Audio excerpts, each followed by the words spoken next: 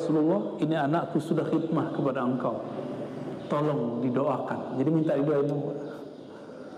Ya, ini yang diamalkan oleh santri-santri di pesantren, disebut santri dalam. Santri dalam itu juga sama, gak digaji. Mereka khidmat kepada Rasul, kepada kiainya, sebagaimana Sayyidina Anas khidmat kepada Rasul Sallallahu Alaihi Wasallam. Walaupun kiai bukanlah seorang nabi, tapi kan pewaris ilmu Nabi Muhammad Sallallahu Alaihi Wasallam. Lalu Nabi mendoakan, doanya lebih dari gaji, Pak. Allahumma akthir malahu wa auladahu wa aghfir lahu. Ya.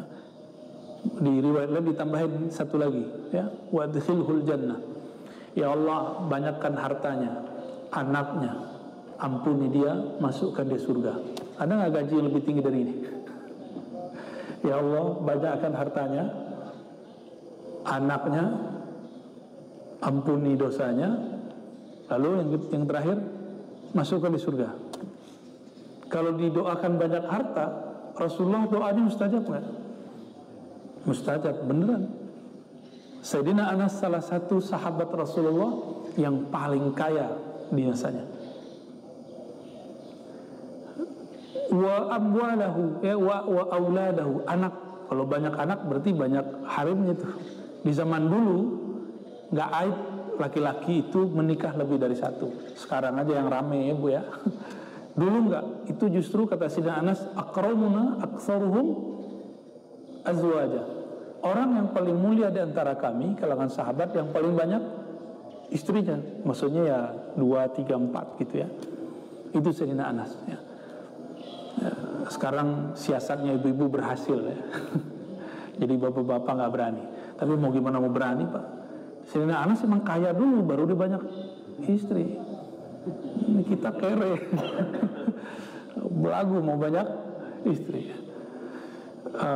Nabi Muhammad itu, orang-orang kalau mengkisahkan Nabi Muhammad, terkesan Nabi Muhammad itu miskin. Saya tersinggung Pak kalau ada orang ngomong Nabi Muhammad itu miskin. Enggak, itu enggak benar. Nabi Muhammad itu kaya. Istrinya 9, 11 malah. Meninggal 2 di masa hidupnya, dan ketika beliau wafat masih hidup 9 istri Nabi Sallallahu Alaihi Wasallam. Menunjukkan beliau sangat kaya. Coba hitung aja Pak, kalau satu istri berapa pengeluaran? Ya, kalau 9 berapa tuh? Ya, saya nggak bisa bayangkan deh. Ya, Rasulullah kaya luar biasa. Ya. Berapa Pak sebulan? 5. Kalau Nabi 11 berapa tuh Pak? Ya, 11 kali 5. Itu kalau 5 juta mah di sini. Di sana dikit mas 10 Pak. Sana dikit 20. Rasulullah SAW punya istri. Bukan istri yang matre juga.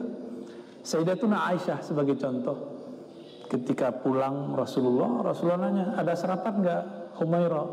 Kata beliau, wahai tuanku, wahai suamiku, ketika engkau tadi masih di masjid, ada perempuan bawa anak 2 dan mengatakan, wahai ummul mu'minin, ibundanya orang beriman. Berarti Rasulullah abul mu'minin, bapaknya orang beriman. Cuma nggak ada sebut istilah itu di hadis. Wahai ummul mu'minin, kami belum makan seharian dari kemarin, berarti 2 hari. Adakah makanan yang bisa kami makan? Sayyidatuna Aisyah nyimpen sarapan untuk suaminya. Dikasih Pak semua. Sisa cuma 3 biji. 3 biji. Rasulullah kan, ya sudah, aku puasa hari ini. Puasa apa namanya itu? Puasa 2 jam duha mulainya. Puasa apa tuh Pak? Puasa karena nggak ada sarapan. Sampai sekarang nggak ada namanya puasa itu. Akhirnya ulama nyebut ini puasa mutlak. Puasa mutlak. Itu Rasulullah sibuk dan istrinya semua sibuk ngurusin yatim, duafa. Kita ini kadang-kadang cuma bantu anak yatim, nggak bantu duafa. Ini keliru. Tidak semua anak yatim itu duafa. Kalau duafa wajib dibantu. Kalau yatim dia mungkin punya harta waris. Ya, duafa lebih wajib. Ya. Karena di Quran, innamas shadaqatu lil fuqara wal masakin. Harta donasi itu diutamakan untuk fakir dan miskin, bukan yatim. Tapi kebanyakan di negeri kita orang anak yatim itu fukoro, makanya kemudian dia dapat 2 sebenarnya kalau memang nggak ada yang ngurus mereka. Jadi dapat 2 sebagai duafa ya, sebagai anak yatim, dan anak yatim lebih panjang urusannya. Ya. Kita ini ayahnya mereka semua, yang bapak-bapak ini. Ya. Maka gerakannya bukan gerakan cuma sekali setahun, cuma bayar zakat fitrah ya. Baik. An Anas radhiyallahu taala anhu qala marra an-nabiy sallallahu alaihi wasallam ala imra'atin tabki inda qabrin. Nabi sallallahu alaihi wasallam melewati seorang perempuan yang tabki, yang nangis inda qabrin, di kubur. Jadi di sisi kuburan ada seorang ibu-ibu nangis. Biasa ibu, makanya ibu-ibu ini mohon maaf tidak dianjurkan ziarah jika gampang nangis di kubur. Kalau cuma nangis-nangis doang nggak apa, tapi kalau ada kalimat-kalimatnya ini makruh. Dulu di awal-awal Rasulullah berdakwah, Rasulullah mengharamkannya. La'ana Rasulullah SAW zuwaratil kubur. Rasulullah mengharamkan, melaknat peziarah perempuan ke kubur dulu, karena dulu perempuan-perempuan kalau ziarah kubur ada yang robek-robek bajunya, ada yang mukul-mukul mukanya. Tapi kemudian hadis ininya riwayat Imam Tirmizi dimansuhkan, dihapus dengan hadis yang ada di riwayat Imam Al-Bukhari dari istri seorang perempuan di zaman Rasulullah SAW, Ummu Atiyah. Kata beliau, nuhina, kami betul dilarang an ziyaratul kubur, dari ziarah kubur, walam yu'zam alaina, tapi larangan ini tidaklah larangan haram. Berarti dilihat kondisi perempuannya gimana.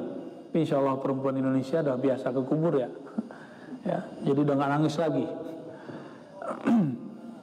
Faqala laha ittaqillaha wasbiri. Nabi lewat, perempuannya ini masih nangis-nangis, terisak-isak di kuburan. Kata Nabi, ittaqillah, wahai ibunda, ya, oh ibu itu, ittaqillah, bertakwalah kepada Allah, wasbiri, dan sabarlah kamu. Apa kata si perempuan? Ilaika anni fa innaka lam tusib bi musibati.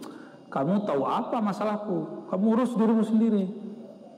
Kamu nggak ngerti perasaanku gimana. Waduh. Ya, dari dulu memang begitu. Ya, sekarang kan juga sama. Ya, tidak hanya perempuan, laki-laki juga begitu. Ya, kamu tahu apa masalahku? Ya, kamu memang merasakan apa yang aku rasakan. Kan gitu biasanya. Walam ta'rifu. Saat itu si perempuan tidak mengerti siapa yang menasihatinya, nggak ngerti siapa yang lagi lewat. Faqila laha, lalu dikatakan kepadanya, innahun Nabi sallallahu alaihi wasallam. Lalu ada yang mengkabarkannya, wahai ibu, itu yang ngomong barusan siapa? An-Nabi sallallahu alaihi wasallam, Nabi Muhammad sallallahu alaihi wasallam. Baru dia sadar. Fa'atat baban Nabi, lalu dia datang ke Nabi. Falam tajid indahu bawabin. Biasanya Nabi itu ada bawabnya. Bawab itu orang yang khidmat jaga pintu. Itu bukan 1, 2, tapi ada gantian. Kok hari itu nggak ada yang jaga? Jadi Nabi ini kadang-kadang agak los juga penjagaannya, ya. Tapi biasanya ada yang jaga depan pintu Nabi. Apakah Sayyidina Anas tadi, atau juga Sayyidina Ali, atau sahabat-sahabat yang lain. Faqalat lam arifka, ya. Lalu si perempuan mengatakan, maaf wahai Rasulullah, kami tidak sadar kalau itu adalah engkau. Lalu Nabi mengatakan, innamas sabru inda sadmatil ula. Sesungguhnya sabar itu hanyalah dinilai benar-benar sabar ketika awal terjadi perihal duka. Apa maksudnya? Jadi yang disebut orang sabar yang dapat pahala tanpa batas, itu yang bisa sabar awal terjadi. Nah, apakah perempuan ini termasuk? Seandainya dia cuma nangis doang, itu cukup. Tapi karena dia ngomong, iya aku anni, lo kamu sono uruskan dirimu sendiri, kamu nggak tahu urusanku apa. Seandainya dia nggak ngomong begitu, maka perempuan itu termasuk sabar. Karena sabar itu, boleh orang sabar itu masih boleh nangis, tapi nggak boleh ngeracau. Kan meracau namanya nih, si perempuan ini. Wa fi riwayatin li Muslim tabki ala sabiyillah. Dijelaskan ternyata di riwayat Imam Muslim. Jadi hadis itu seperti berita. Berita ini ada stasiunnya. Dulu bukan stasiun, Pak. Berita itu dikumpulkan oleh sosok yang sangat kredibel. Dulu ada namanya Imam Bukhari. Maka berita yang dibawa Bukhari itu sahih. Tapi kadang-kadang beritanya tidak lengkap. Lengkapnya ada di riwayat Muslim. Kita cek, ternyata di riwayat Muslim disebutkan si perempuan itu dirundung duka, mendapatkan kemalangan karena dia merasa sedih anaknya meninggal. Disebutkan wa fi riwayatil Muslim, di riwayat Imam Muslim, tabki ala sabiyillah, si perempuan itu nangis karena anaknya meninggal. Benar nggak kalau anak kita meninggal kita nangis? Jangankan anak meninggal, sakit aja kita nangis. Ya, anak kita kesusahan aja kita nangis.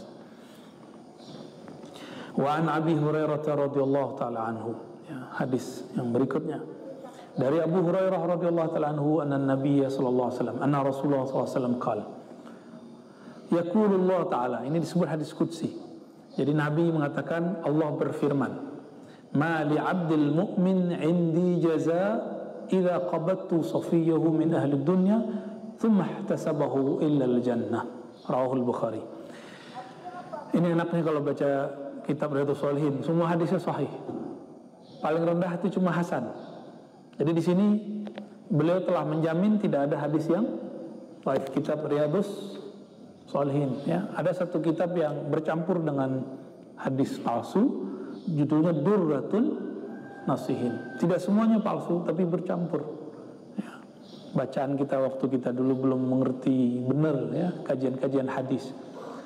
Saya dulu sampai khatam lebih dari 5 kali, Pak. Jadi udah hampir hafal tuh ibarat-ibaratnya. Setebal ini ada juga, setebal ini juga lah. Akhirnya sekarang kalau orang menyebut satu riwayat, kita ngerti, wah ini dari Durratun Nasihin. Ya. Biasanya ciri-cirinya satu, penyebutan pahalanya lebay. Bahkan ada pahala yang melebihi pahala Lailatul Qadar. Itu saya penciriannya itu aja. Suatu amal sunat pahalanya lebih tinggi daripada Lailatul Qadar. Itu biasanya hadisnya bermasalah, ya. Di sini dikatakan, ma li 'abdil mu'min 'indi jaza. Tidak adalah balasan bagi hambaku yang mukmin. Berarti syarat dapat balasan yang boleh kita sebut pahala.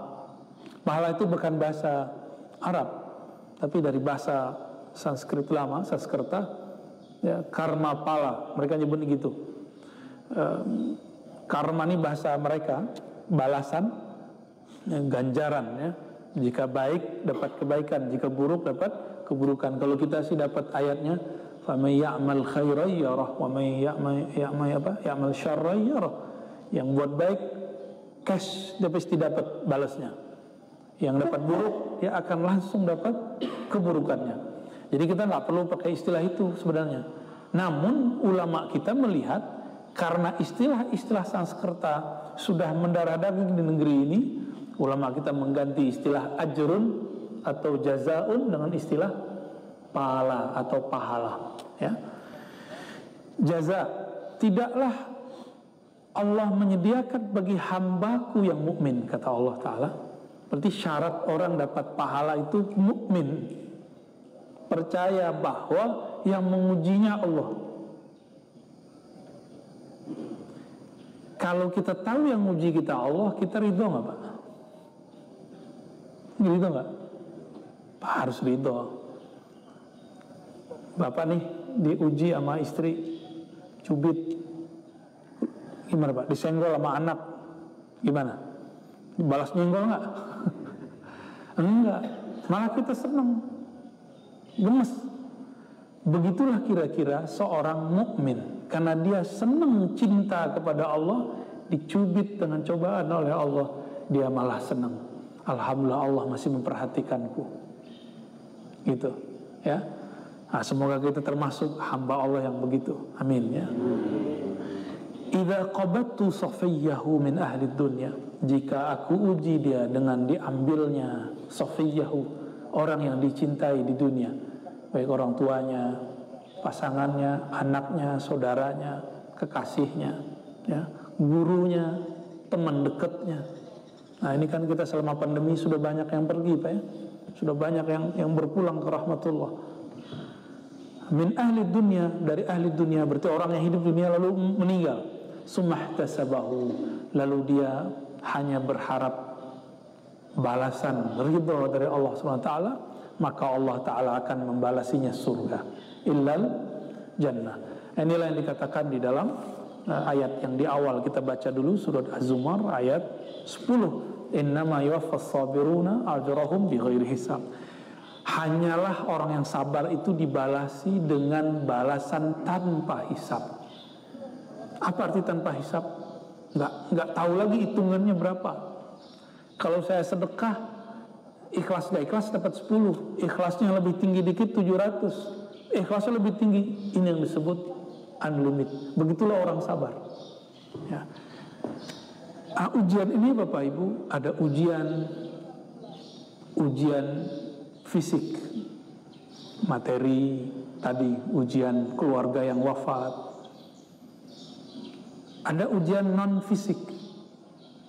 Ujian Nabi Muhammad itu tidak hanya diuji fisiknya, tapi juga diuji non fisiknya.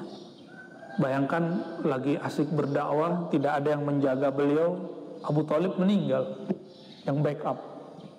Khadijah ya, meninggal. Terpukulnya berkali-kali, maka Allah SWT memperjalankan rohaninya Sallallahu Alaihi Wasallam lalu Mi'raj, sehingga beliau kemudian betul-betul utuh, hanya meminta perlindungan kepada Allah Subhanahu wa Ta'ala, ya. Nabi Muhammad hijrah ke Taif, lalu diusir oleh orang Taif. Itu yang berat di mana Pak? Perasaannya. Maka ujian perasaan itu lebih berat. Lebih berat. Inilah yang terjadi pada Rasulullah SAW. Rasulullah dituduh oleh pamannya sendiri sebagai kahin, dukun, sahir, penyihir, majnun, gila. Kalau bagusan dikit disebut, kalau di kambuh tuh syair, dia lagi bersyair. Disebut Nabi itu kalau baca ayat lagi kambuh gilanya, lalu bersyair. Lengkap sudah, ya. Maka disebutkan di dalam hadis-hadis ini, asyadun nas balaan, orang yang paling kuat dapat bala itu para nabi, lalu orang yang mengikuti nurhaniya para nabi.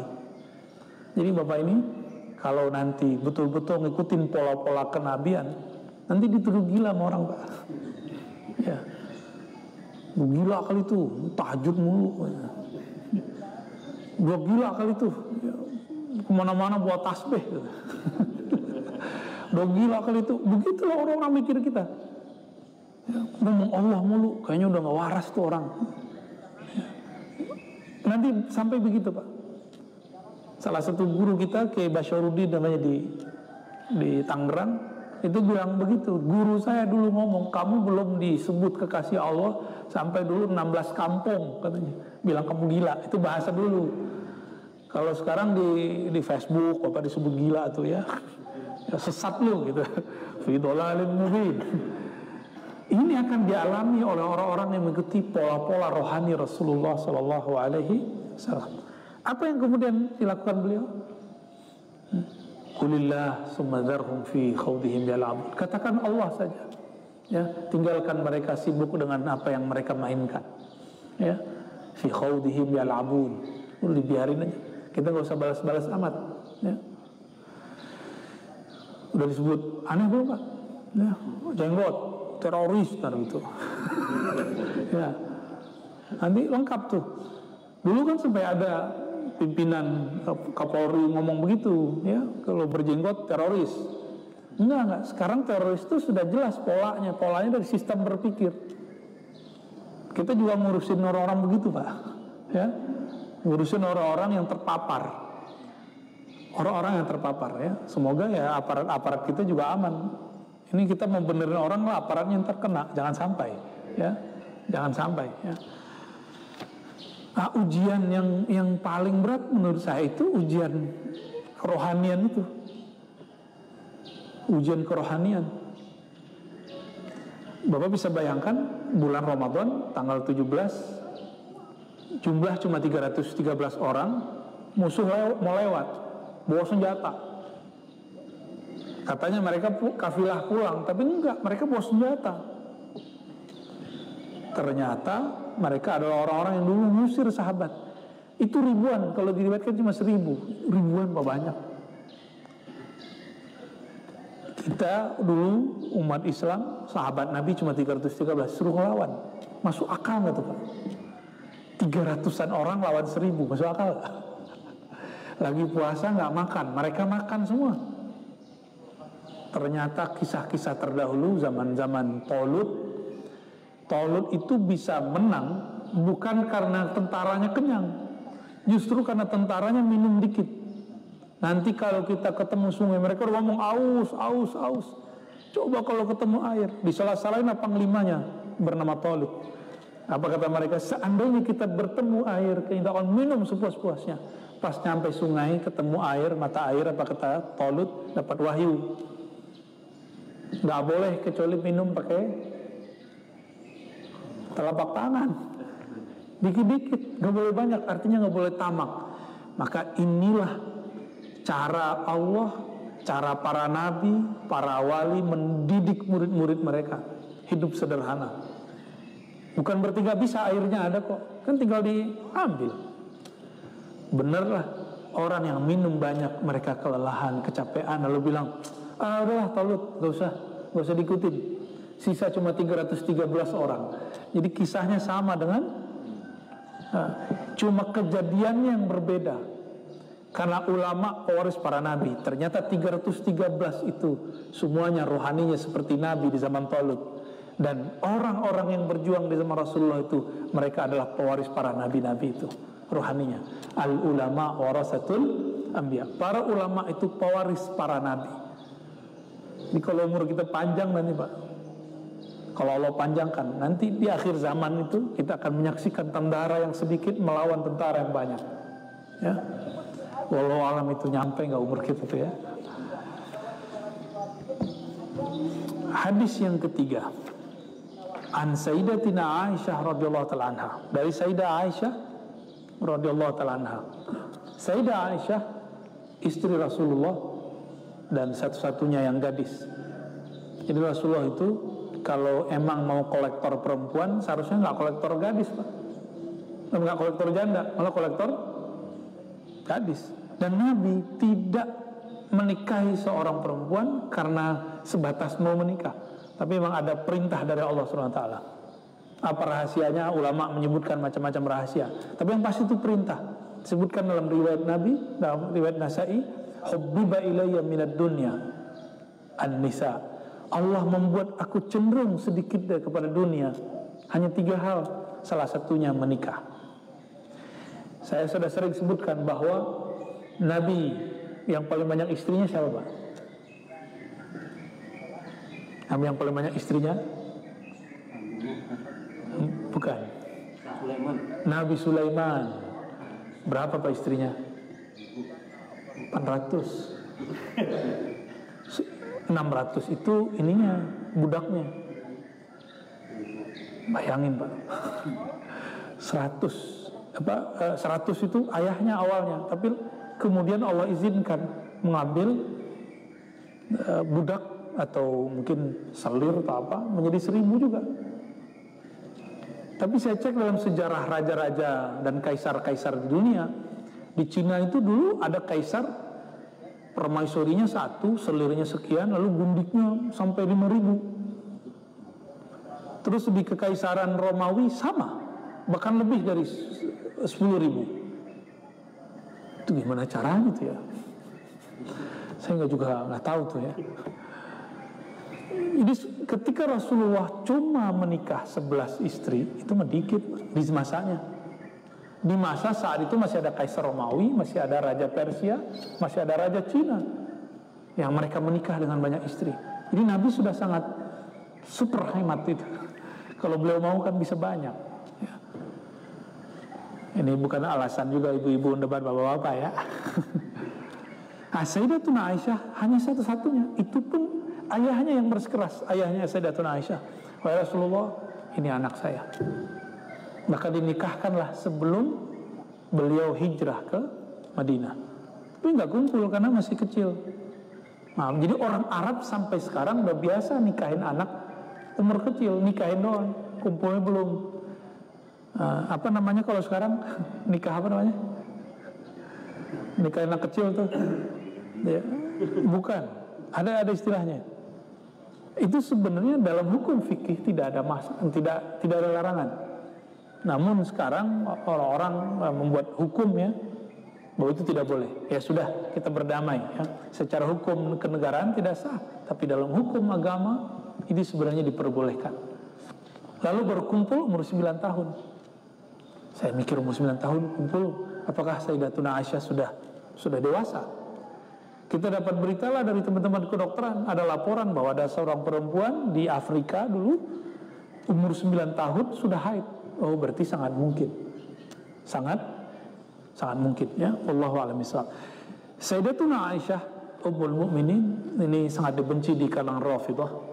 Rafidhah itu kelompok Syiah yang benci istri dan sahabat Nabi kecuali Khadijah.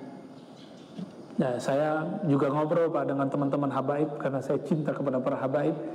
Itu mereka nanya, menurut kamu Sunni Syiah nasib ke depan gimana? Saya jawab cuma sederhana, Habib, saya cinta kepada antum. Sunni dan Syiah akan tidak bertengkar, akan baik ukhuwahnya jika Sunninya tidak ekstrim. Ekstrim itu ada Sunni dulu ekstrim, mereka benci sama zuriat Nabi. Gak ada tuh zuriat Nabi. Nah itu orang Sunni mutatarif, namanya Nasibi. Apa nama kelompoknya? Nasibah.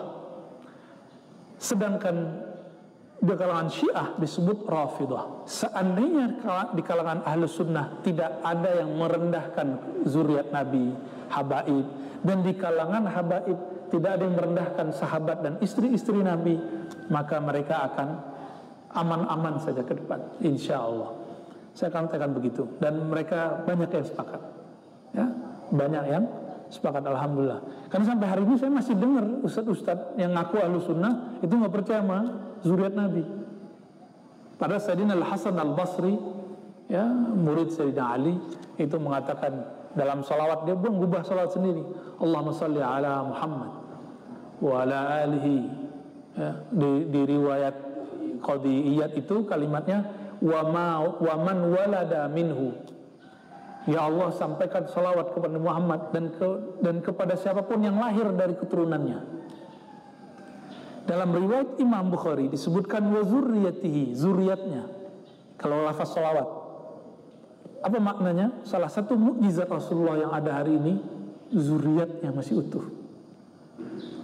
Bayangkan Pak, Sayyidina Al-Hasan itu dibunuh, anaknya banyak, masih ada selamat satu, namanya Ali Zainal Abidin. Ali Zainal Abidin yang bunuh bapaknya ini, yaitu Sayyidina Husain, yang bunuhnya itu ketika melarikan diri, yang nyelamatin siapa? Dalam satu riwayat itu Ali Zainal Abidin, dia pura-pura nggak tahu kalau orang ini adalah yang menggal bapaknya. Kepalanya dipisah, badannya dikubur di Karbala, kepalanya dibawa ke Mesir, direndam pakai madu ya, sehingga awet, dibawa ke Mesir. Maka sekarang di sana ada namanya Maqam Hussein di Mesir ya. Kita tidak perlu tawaf-tawaf di sana ya, tidak perlu kemudian melakukan ritual aneh-aneh ke Karbala, nggak perlu. Kita cukup katakan kita cinta Sayyidina Hasan dan Sayyidina Husain. Bapak lihat hari ini di Indonesia, negeri ini Allah berkahi dengan banyaknya zuriat keturunan Rasulullah SAW. Ya, ini bagi saya berkah. Ya, berkah ketika ada zuriat Nabi. Jadi ini yang kurang disadari oleh umat kita. Mereka malah kemudian suuzon nama habaib. Mungkin ada 1-2 habaib ini kasus suka eksploitasi jamaah ya. Ya jangan-jangan dia bukan habib asli juga kan? Habib palsu kali. Kalau habib yang hakiki kan gak mungkin eksploitasi jamaah. Jamaah yang mau mengorbankan dirinya untuk habib biasanya. Setahu saya begitu ya. Wallahu alam bishawab. Sayyidatuna Aisyah ketika Rasulullah wafat, itu wafat dalam pangkuannya. Maka ada seorang sultan di daerah Khurasan dulu mendengar ada orang menghujat Sayyidatuna Aisyah. Kata mereka, Aisyah fahisyah, Aisyah itu fahisyah, pelaku keji. Langsung diadili itu orang, dipukul oleh beliau. Ya, dulu hukumnya boleh begitu. Bagaimana mungkin engkau mengatakan Rasulullah itu punya istri fahisyah? Berarti engkau juga mengatakan suaminya fahish. Dipukul, Pak. Padahal ini raja ternyata seorang Syiah. Jadi ini Syiahnya yang ternyata saya ketemu sekarang ada Syiah, ya, orang-orang Yaman itu namanya Syiah Zaidiyah. Mereka tidak sampai kepada menghujat para istri dan sahabat Rasulullah SAW. Ya. An Aisyah annaha sa'alat Rasulullah SAW mengenai ta'un. Rasulullah ditanya oleh Sayyidatuna Aisyah mengenai ta'un. Ta'un itu secara bahasa Arab dari ta'ana, sesuatu yang menusuk. Tapi ta'un itu berarti wabah, penyakit.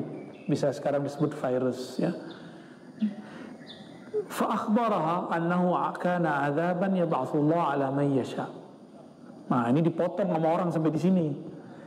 Wabah, pandemi, endemi, virus itu adalah azab yang Allah utus kepada siapapun yang dia mau. Disebut tentara Allah, kira-kira begitu. Tapi jangan berhenti di situ. Hadisnya belum selesai. Ya, belum selesai. Kata Nabi, faja'alahu Allahu rahmatan lil mu'minin. Tapi taun, ya, wabah, virus itu rahmat bagi orang beriman. Rahmat bagi orang beriman. Apa arti rahmat? Tanda sayang. Maka saya menganggap pandemi kemarin itu masih pandemi kan ya Pak? Ya, semoga nggak balik-balik ya. Tapi kita nggak tahu, kita serahkan kepada Allah. Allah maunya apa kita ridho. Allah maunya apa kita ridho. Ini rahmat bagi orang beriman. Jadi seharusnya kemarin itu kita dapat rahmat. Dan saya merasakan rahmatnya. Dulu saya nggak tahu susunan hadis akhir zaman. Jadi selama pandemi kita belajar lagi. Kita lihat, oh begini modelnya. Belajar tentang banyak hal saya selama pandemi. Jadi 2 tahun itu bagi saya adalah nahdoh ruhiyah, kebangkitan rohani. Ya, kita jadi nggak banyak ceramah, jadi banyak menyeramahin diri gitu. Kalau ceramah kan Bapak yang enak Pak, saya belum tentu enak. Ya. Dan itu nikmat luar biasa. Ya, ada nikmatnya. Walaupun kita kemudian dipenuhi was-was, orang batuk itu udah mulai suzon enggak? Ya, dulu kayaknya lebih gawat batuk daripada kentut. Kalau ingat-ingat sekarang kan malu-malu sendiri kita, ya. Korban berita, ya.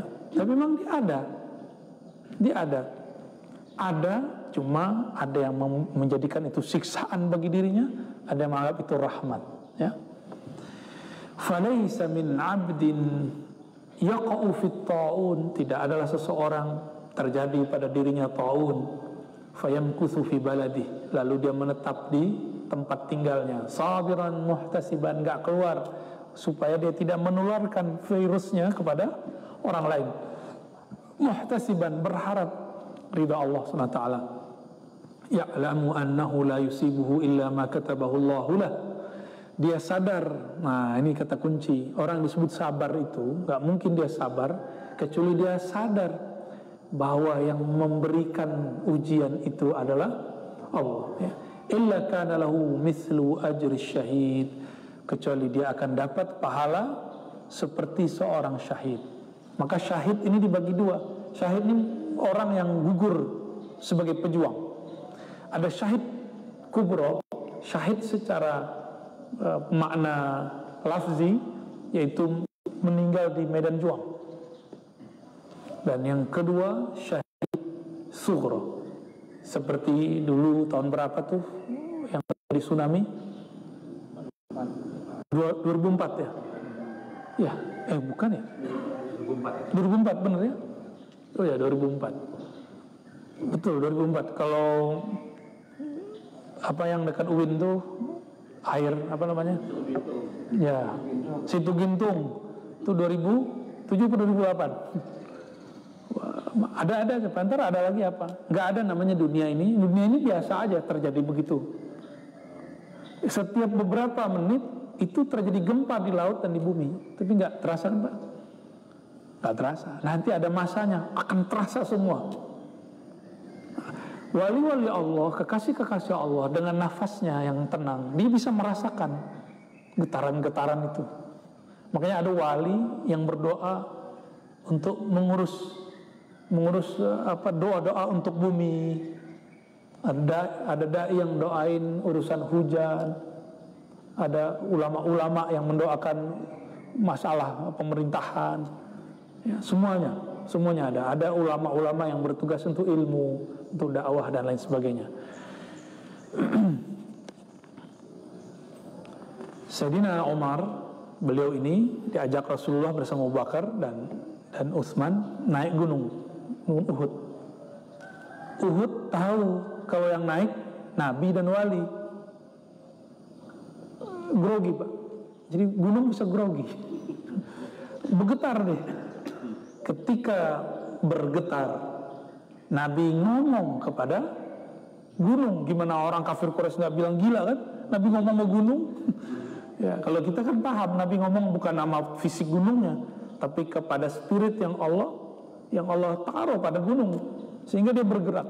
Berarti ada ruh, namanya ruh jamad, ruh yang tidak bergerak. Jamad itu artinya yang tidak bergerak. Di situ Nabi ngomong, wahai Uhud, tenanglah engkau, sesungguhnya di atasmu ada seorang nabi, ya, dan 2 orang syahid, dan seorang siddiq dan 2 orang syahid.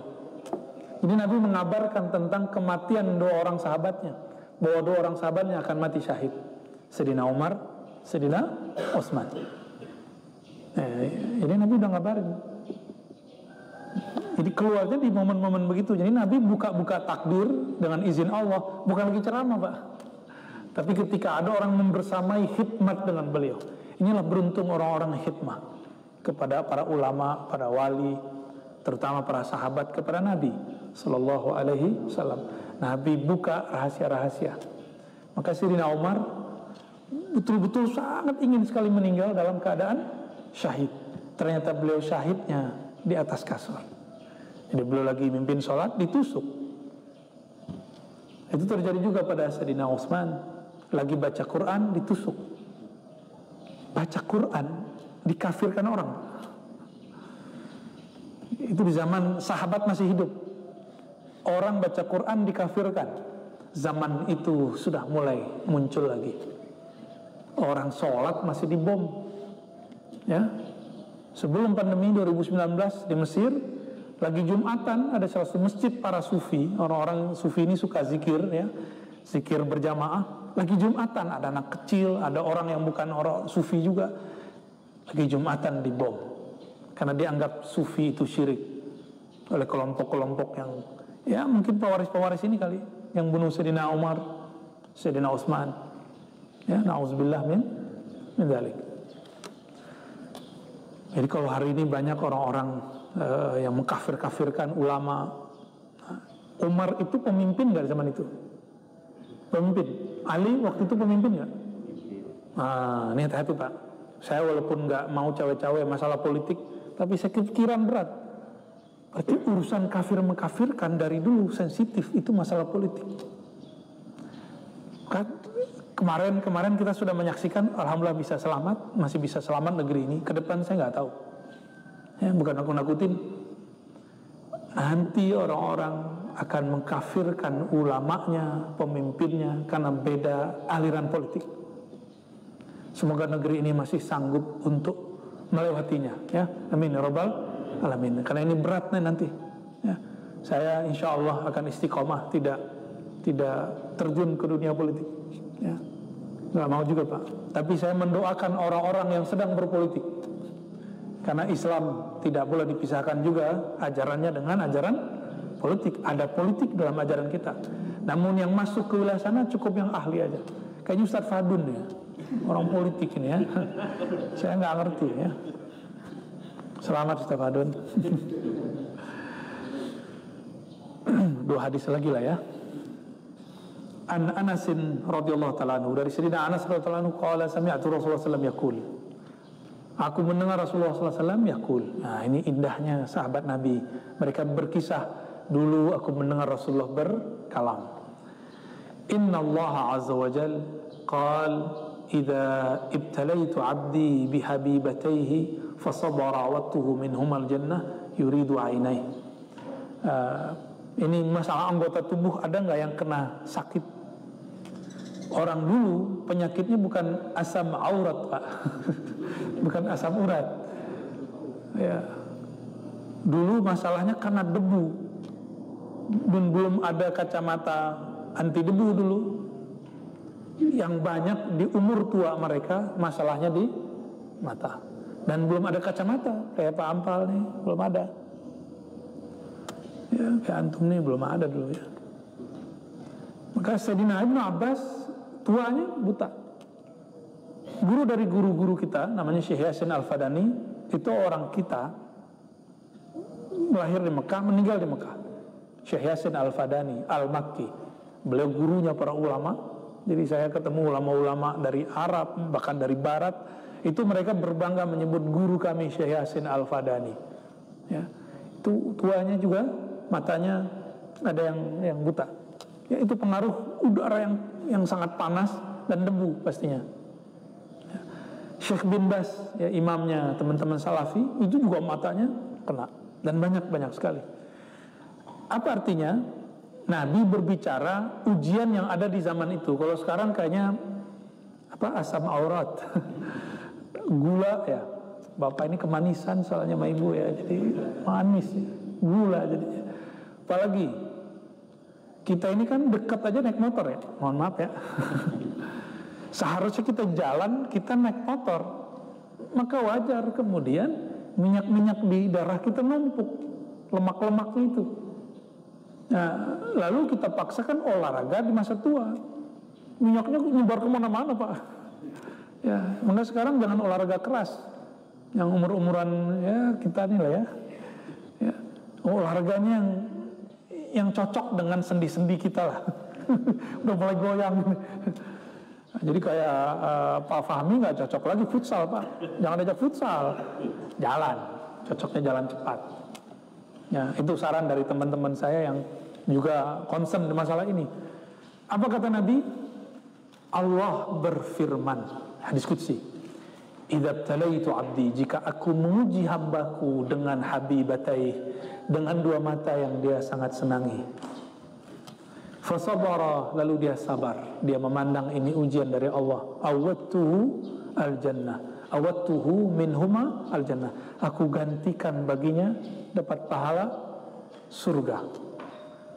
Yuridu ainihnya. Maka dulu ketika ada orang datang kepada Rasulullah mengatakan, Rasulullah, tolong doakan mataku.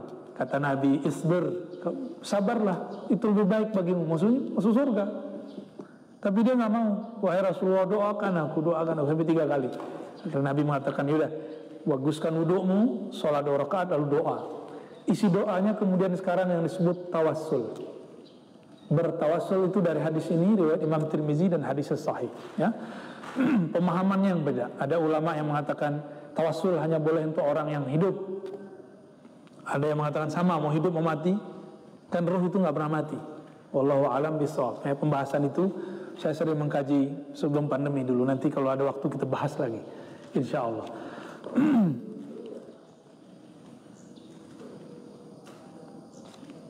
Dan terakhir hadis Atha bin Abi Rabah, qala li Ibnu Abbas radhiyallahu ta'ala anhu, berkata Sayyidina Abdullah bin Abbas radhiyallahu ta'ala anhuma, ala urika imra'atan min ahli jannah. Ya.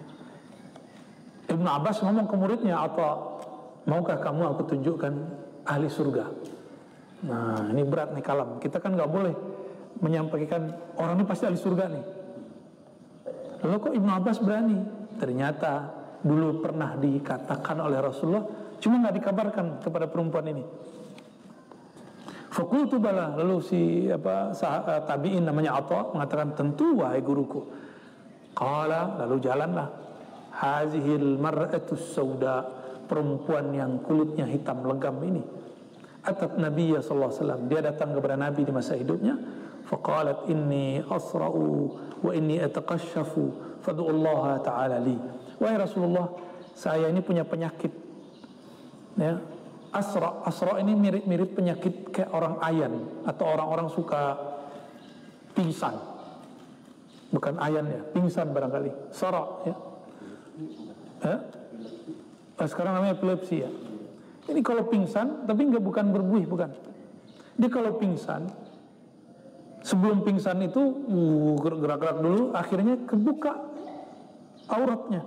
Maka dia mengatakan wa inni atakasyaf, sehingga tersingkaplah auratku tanpa sengaja.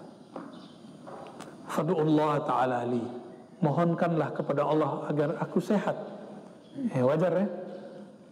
Dia bukan karena sakitnya, tapi dia tidak tahan atau dia malu jika auratnya terbuka.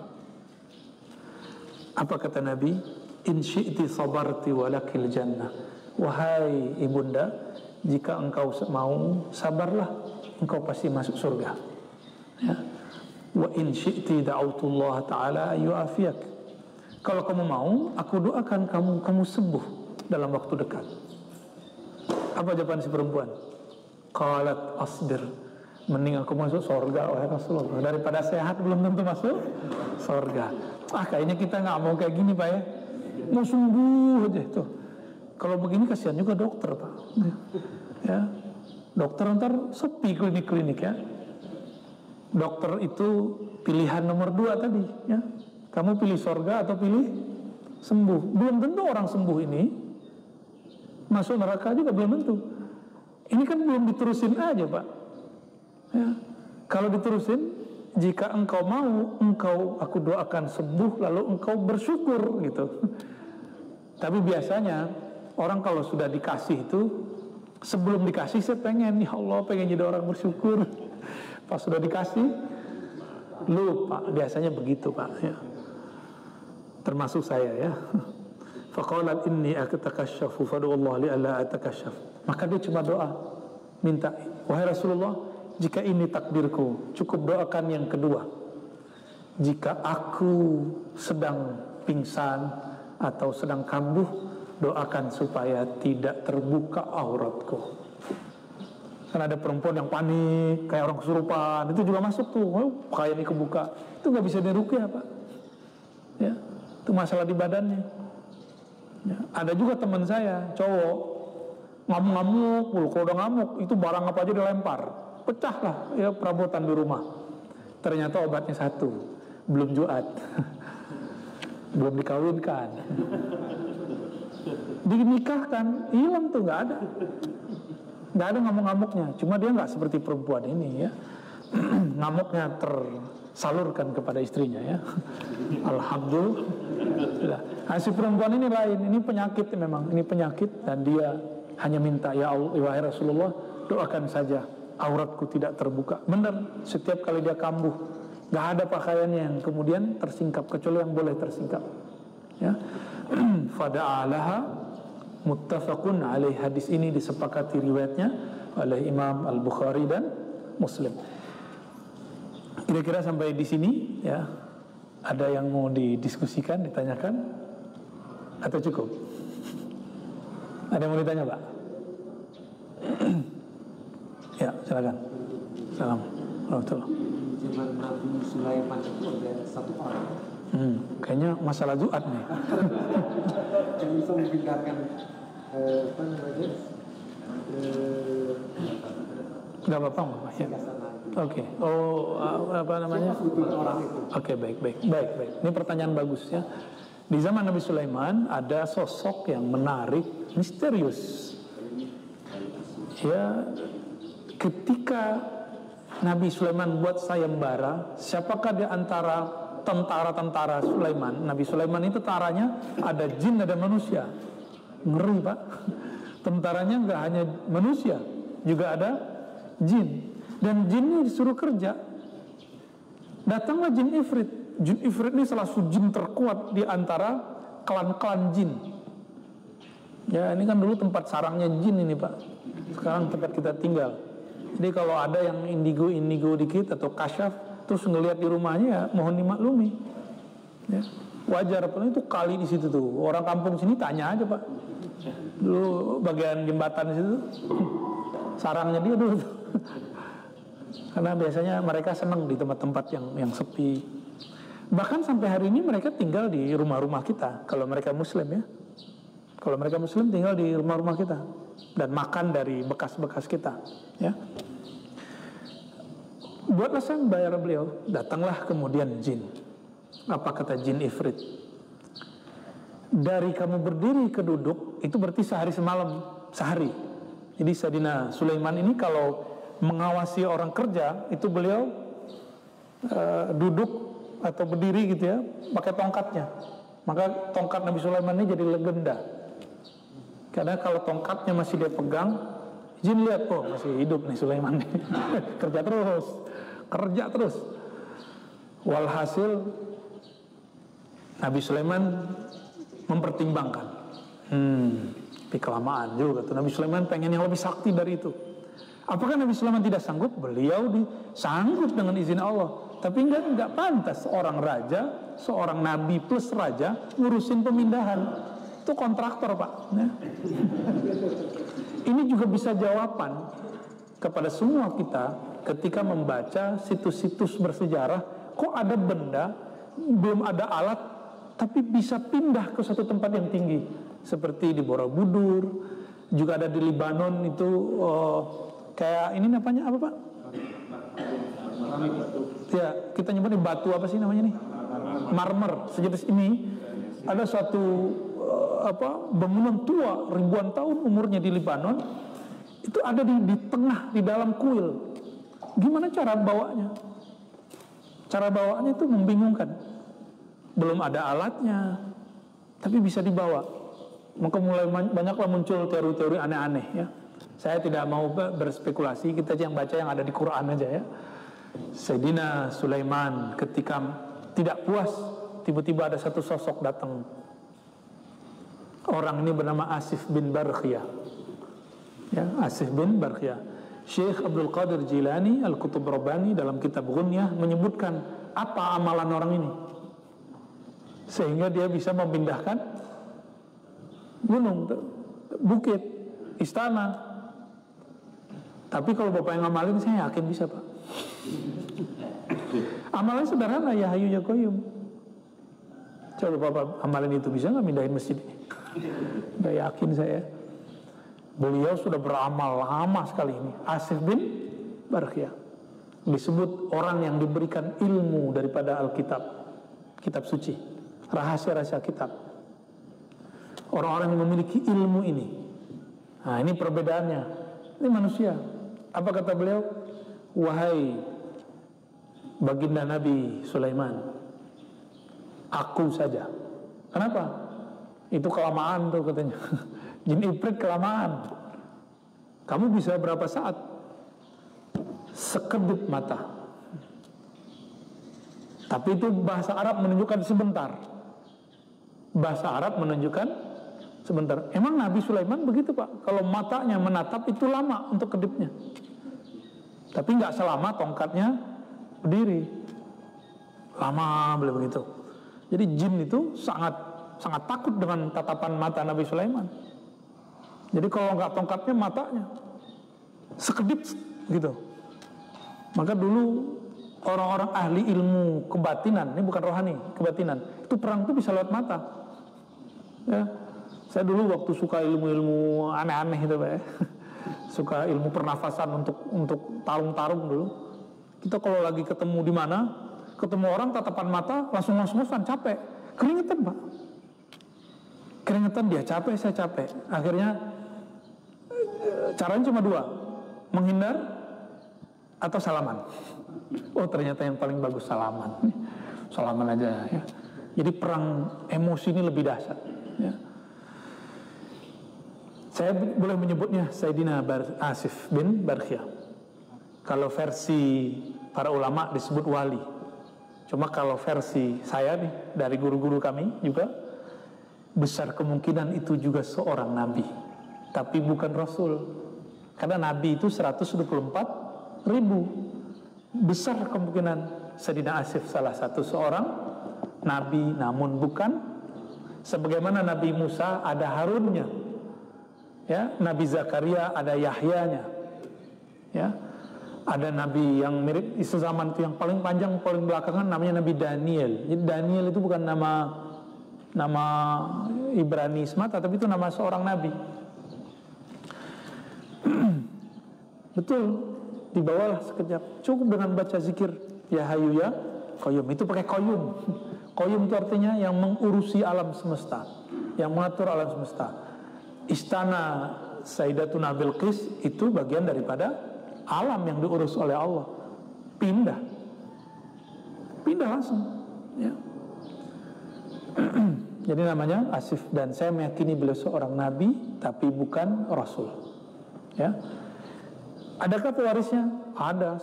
Setiap nabi ada pewarisnya. Mungkin di kalangan sahabat nabi siapa gitu, kita wallahu alam, kita nggak tahu. Setiap masa sekarang ada pewaris-pewarisnya.